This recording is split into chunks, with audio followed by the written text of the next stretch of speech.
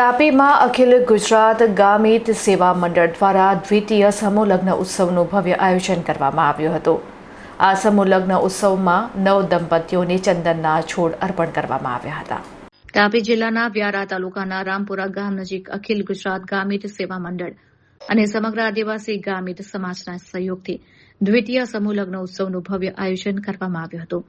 આ મંગલ પ્રસંગે ગુજરાત સરકારના મંત્રી જયરામભાઈ ગામિતે ખાસ ઉપસ્થિત રહીને સમૂહ લગ્ન ઉત્સવને ખુલ્લો મૂક્યો હતો અને 9 દંપતીઓને આશીર્વાદ પાઠવ્યા હતા।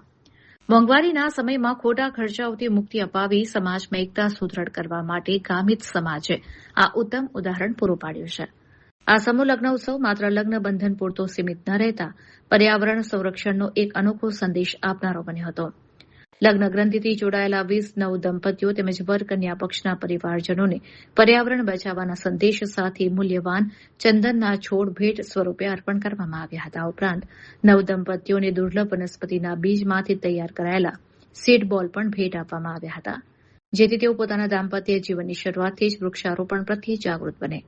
પર્યાવરણ પ્રેમી વિજેશભાઈ ગામિત દ્વારા કરવામાં આવેલી આ અનોખી પહેલને ઉપસ્થિત તમામ મહેમાનો અને સમાજના અગ્રણીઓએ ખૂબ બિરદાવી હતી। આપણી કલાઓ ફરી એકવાર જીવંત કરવાનો અવસર આવ્યો છે।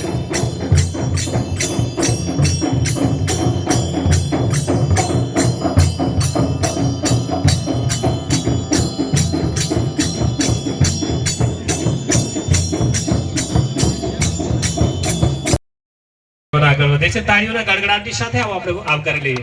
અમારી સ્વાગત અને સન્માનવાળી ટીમ પણ બિલકુલ અહીંયા મૌજૂદ હોય।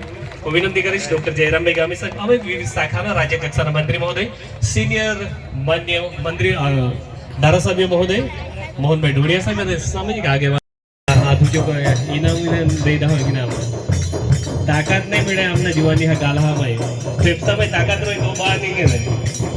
જીમલ ચૂટકી ગુટકા ખાઈને હવા જ કાઢી નાખીને પછી ફૂંકાઈ ગેસ ને દોવાડ એના ફેફસા તો એના અલગ ટ્રીટમેન્ટની જરૂર નહીં એરેલો કાંઈ દાદો ફૂંકેલા રે શરત ઓલી છે કાંઈલા આગલા આંબળીને ખાતા